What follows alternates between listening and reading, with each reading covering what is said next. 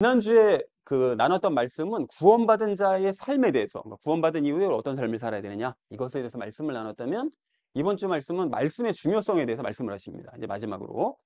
자, 그래서 오늘 주제를 이렇게 잡았는데요. 참된 복음으로 영과 혼의 구원을 받자라는 것을 주제로 각절 말씀 우리 나누도록 하겠습니다. 먼저 22절 말씀 함께 읽도록 하겠습니다. 너희가 성령을 통해 진리에 순종함으로 너희 혼을 깨끗하게 하여 거짓 없이 형제들을 사랑하기에 이르렀으니 순수한 마음으로 뜨겁게 서로 사랑하라 라고 말씀합니다. 여러분, 여기서 너희가 성령님을 통해서, 그러니까 성령님을 통해서라는 건 성령님의 인도하심을 따라서 너희가 이제 진리에 순종했다는 거죠. 진리는 곧 말씀이니까 말씀에 순종하는 삶을 살았다는 거예요. 소아시아 성도들이. 그렇게 말씀에 순종함으로써 혼을 깨끗하게 했다. 지난 9절에서도 말씀했었죠. 소아시아 성도들은 핍박을 통해서 뭐를 받았다고요? 혼의 구원을 받았다고 그랬죠. 아예 그냥 명백하게 얘기를 했죠. 그러니까 혼의 구원을 너희가 이제 받게 되었다라고 얘기를 합니다. 자, 그런데 이 소아시아 성도들이 혼의 구원을 이제 받았던 것은 지난 그 9절을 설명할 때 말씀드리기를 그들이 핍박 때문에 받게 되었다. 이 말씀을 드렸었잖아요. 그런데 그 핍박 때문에 받았지만 근본적으로는 말씀 때문에 받은 겁니다. 이게 뭔 소리냐? 그러니까 소아시아 성도들이 핍박을 받는 중에 뭐 핍박을 피하는 방법도 있었을 것이고, 그죠? 그 핍박을 받아들이는 방법도 있었을 것이고, 여러 가지 방법이 있었을 건데, 그 상황 중에 핍박을 받는 상황 중에 말씀을 기준으로 내가 어떻게 행해야 되느냐? 이걸 생각한 거죠. 그리고 실천한 거죠.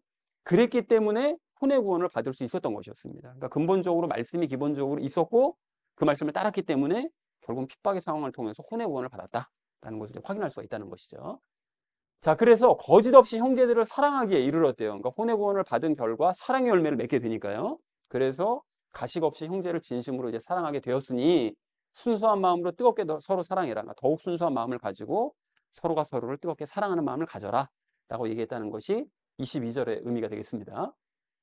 그래서 22절을 이렇게 정리해 볼 수가 있겠는데요. 너희는 성령님의 인도함을 따라서 말씀에 순종해서 혼의 구원을 받음으로써 과식 없이 형제를 사랑하게 되었으니 더욱 순수한 마음으로 뜨겁게 사랑하도록 해라 라는 것이 22절의 의미가 되겠습니다. 자, 이어진 23절 말씀 함께 읽도록 하겠습니다. 너희가 다시 태어난 것은 썩을 씨에서 난 것이 아니요 썩지 아니할 씨에서 난 것이니 살아있고 영원히 거하는 하나님의 말씀으로 된 것이니라 라고 말씀하시죠. 자, 그래서 너희가 다시 태어난 거. 다시 태어난 게 여러분 뭐가 다시 태어나는 거라고 그랬죠? 영이 다시 태어나는 거죠. 그러니까 너희가 다시 태어났다는 것은 영의 구원을 받은 거를 얘기합니다. 너희가 영의 구원을 받을 수 있었던 것은 썩을 씨 때문에 그렇게 다시 난 게 아니라는 거예요. 여기서 얘기하는 썩을 씨는 뭐냐? 썩지 않을 씨가 뭐냐면 그 하반절에서 얘기하기를 하나님의 말씀이라고 얘기하거든요. 그리고 반대는 뭘까요? 사람의 말이겠죠.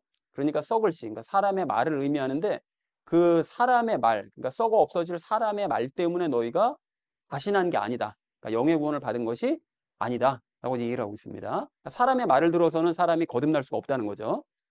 자, 그리고 썩지 아니할 씨, 그게 이제 하나님의 말씀을 의미하는데 그것으로부터 난 것이라는 거예요. 그러니까 썩지 않을 하나님의 말씀 때문에 너희는 거듭났다. 즉 영의 구원을 받을 수 있었다. 그거를 이제 하반절에서 설명을 합니다. 그 뭐라고 하는가 봤더니 살아있고 영원히 거하는 하나님의 말씀. 하나님의 말씀은 살아있고 영원히 존재한대요. 그럴 수밖에 없죠. 왜냐면 하나님 말씀이 누구기 때문에 예수님이시니까. 그 예수님이 살아계시고 영원히 존재하시니까 하나님의 말씀도 영원히 걸 수밖에 없는 거죠. 자, 그래서 그 말씀으로 됐대요. 뭐가요? 살아있고 영원히 존재하는 하나님의 말씀 때문에 너희가 거듭났다. 영의 구원을 받았다. 라고 얘기를 하고 있습니다. 자, 그래서 23절 이렇게 정리해 볼 수가 있겠는데요. 너희가 영의 구원을 받은 것은 썩어 없어질 사람의 말로 구원을 받은 것이 아니라 썩지 않을 씨, 즉 살아있고 영원히 존재하는 하나님의 말씀 때문에 구원을 받은 거다. 라고 얘기했다는 것이 23절의 의미가 되겠습니다. 자, 이어진 24절 말씀 함께 읽도록 하겠습니다. 모든 육체는 풀과 같고 사람의 모든 영광은 풀의 꽃과 같으니라. 풀은 마르고 그것의 꽃은 떨어지되 라고 말씀하시죠. 그 모든 육체는 풀과 같다. 즉 사람의 육체는 풀처럼 연약하다는 거예요. 실제로 그렇죠. 그래서 언젠가는 메마르고 썩는다는 거죠. 풀이 마르는 것처럼, 시들면 마르는 것처럼 사람도 죽으면 메마르고 썩습니다. 그리고 사람의 모든 영광은 풀의 꽃과 같대요. 그러니까 그렇게 연약한 사람이 누릴 수 있는 영광은 풀의 꽃과 같다는 거죠.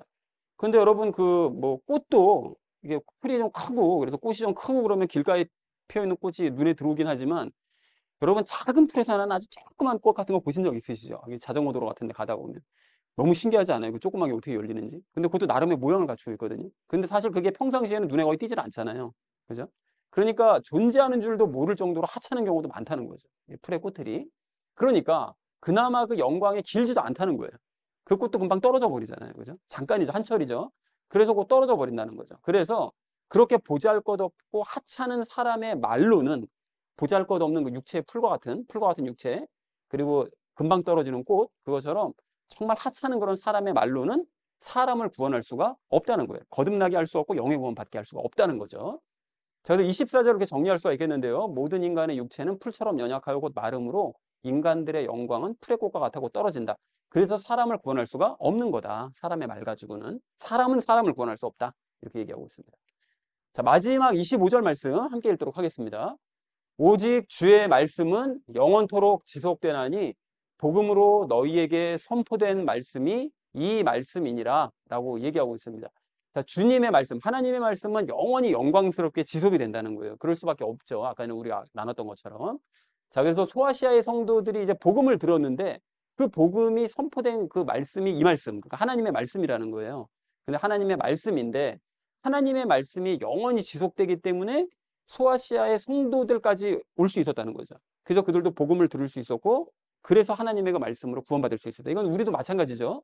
하나님의 말씀이 영원하기 때문에 지금 2000년이 지난 예수님이 오시고 2000년이 지난 지금까지도 말씀이 전해지는 거고 우리에게도 기회가 왔고 들었고 그래서 우리도 이제 구원받을 수 있었다라고 얘기할 수 있겠습니다.